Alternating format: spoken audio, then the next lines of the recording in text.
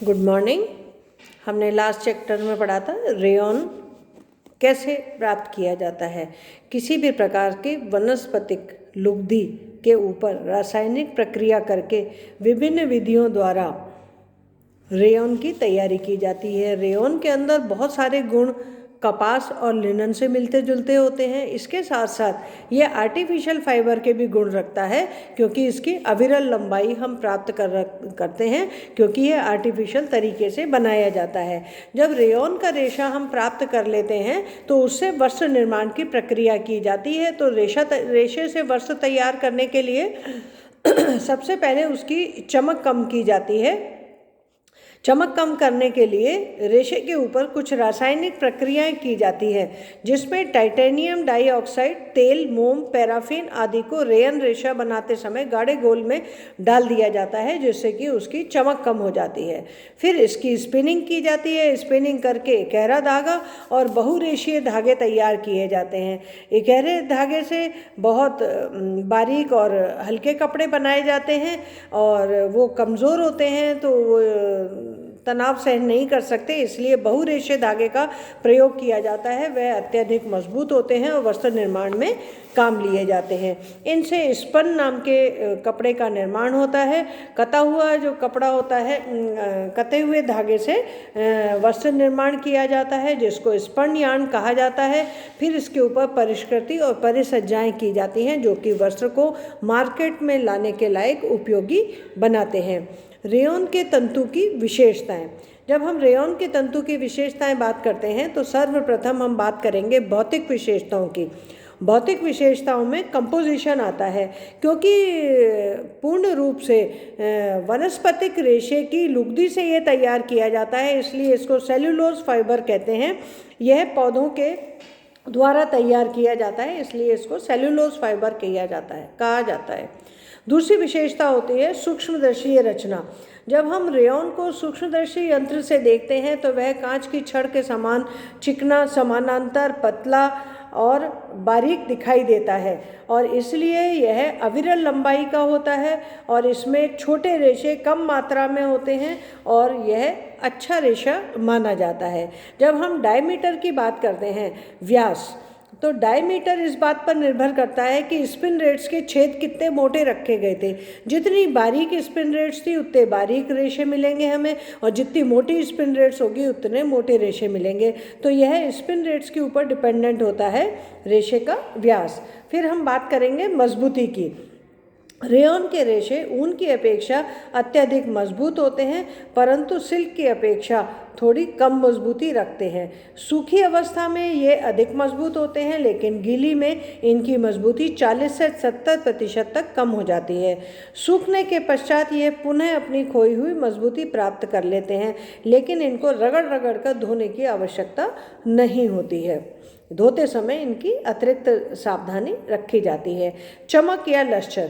Rayon के रेशे काफ़ी चमकदार होते हैं, बल्कि इनकी चमक को घटाया जाता है, क्योंकि अत्यधिक चमक होने के कारण यह हमारे दैनिक प्रयोग के लायक नहीं होते। तो इनकी चमक को कम करने के लिए कोलाइडल घोल तैयार किया जाता है, जिसमें टाइटेनियम डाइऑक्साइड और तेल आदि मिलाकर इसे स्पिन रेट्स के बीच में से गुजारा जाता है, और यह चमक को कम करता है।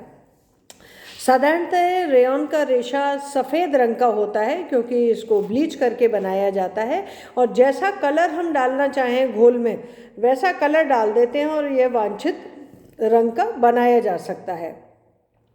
फिर है प्रत्यास्था। रेयॉन में पर्याप्त प्रत्यास्था पाई जाती है। क्यूप्रामेनियम रेशों को खींचकर कताई जाती है, इसलिए इसमें पर्याप्त लोच पाई जाती है, और मूल लंबाई को शीघ्रता से प्राप्त कर लेता है। प्रतिस्कंदता। प्रतिस्कंदता रेयॉन के रेशे में ऊन और सिल्क से कम पाई जाती है, लेकिन थोड़े समय के लिए रेयॉन के रेशे में प्रतिस्कंदता ऊन और सिल्क की अपेक्षा कम पाई जाती है। थोड़ा समय तक खींच के रखने और छोड़ने पर यह पूर्व आकृति को प्राप्त कर लेते हैं, पर बहुत अधिक समय तक अत्यधिक खींचे जाने के पश्चात ये पूर्व आकृति ग्रहण नहीं कर पाते। ताप और विद्युत संवाहकता। नॉर्मली ये देखा जाता है कि इनमें ताप और विद्युत संवाहकता के कुचालक होते हैं और यह हल्के और सुंदर होते हैं, गर्मी के लिए अनुकूल होते हैं और शरीर को शीतलता प्रदान करते हैं। रगड़ एवं घर्षण का प्रभाव। रेयॉन के वस्त्र रगड़ और घर्षण से नुकसान होता है क्योंकि ये आर्टिफिशियली प्रिपेयर किए जाते हैं, थोड़े निर्बल होते हैं, तो घर्षण और रगड़ से खुरदरे हो जाते हैं, इनकी चमक खो देते हैं। श्रिंकेज। यह रेयॉन के सिकुड़ने का अवगुण इसमें विद्यमान रहता है। इसके कारण इनके बने वस्त्र कई बार सिकुड़कर छोटे हो जाते हैं। सफाई व धुलाई इनकी अति आसान होती है। हल्के हाथों से दबाकर धो लेना चाहिए और साधारण उदासीन साबुन का प्रयोग और हल्के गुनगुने पानी का प्रयोग करके इन कपड़ों को धोया और प्रयोग किया जा सकता है। सलवट प्रतिरोधकता। रेयॉन वस्त्रों में सलवट प्रतिरोधकता का अभाव होता है, इसलिए इनमें सलवट कुछ समय लटका कर छोड़ने के बाद इनमें से सलवट हट जाती हैं, जिसको हम रेजिलियंस या प्रतिस्कंदता में भी देखते हैं। फफूंदी या कीड़े। ये नॉर्मली रेयॉन के वस्त्र पे फफूंदी ज़्यादा लगती है क्योंकि ये सेलुलोज फाइबर है, लेकिन कीड़े नहीं खाते हैं इसको। सूखे ताप का प्रभाव। कई बार बहुत तेज़ जो ताप होता है, जैसे आयरन करते हैं या धूप में हम डाल देते हैं, तो सूखे ताप से इनको नुकसान होता है। इसलिए बहुत गर्म इस्त्री का प्रयोग इनके ऊपर नहीं किया जाना चाहिए, ना ही ज्वलनशील पदार्थों का इनके ऊपर प्रयोग किया जाना चाहिए। अब हम बात करते हैं रासायनिक विशेषताओं की। रासायनिक विशेषताओं में सर्वप्रथम आता है अम्ल का प्रभाव। किसी भी प्रकार का अम्ल रेशों को पूरी तरह नष्ट कर सकता है क्योंकि ये अम्लीय घोल से बनाए जाते हैं, इसलिए इनके ऊपर जहाँ तक संभव हो अम्ल का प्रयोग नहीं करें, अन्यथा तंतु कमज़ोर और क्षीण पड़ जाएंगे। क्षार का प्रभाव। ये किसी भी तेज़ क्षार से नष्ट हो जाते हैं, इसलिए हल्के क्षार इनके ऊपर प्रयोग किए जाने चाहिए। इनके ऊपर ब्लीच का भी अधिक प्रयोग नहीं किया जाना चाहिए क्योंकि ब्लीच से भी ये तंतु नष्ट हो जाते हैं।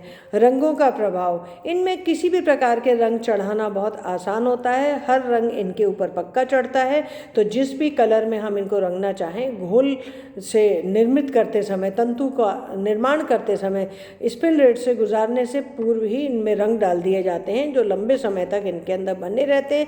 लेकिन इनको लंबे समय अगर धूप में रखेंगे तो शायद ये रंगों को नुकसान पहुंचा सकते हैं। पसीने का प्रभाव। यह बहुत इनमें विलक्षण गुण होता है कि इनके ऊपर कोई भी पसीने का बुरा प्रभाव नहीं पड़ता, तो गर्म प्रदेश में रहने वाले लोग रेयॉन का प्रयोग ज़्यादा मात्रा में कर सकते हैं।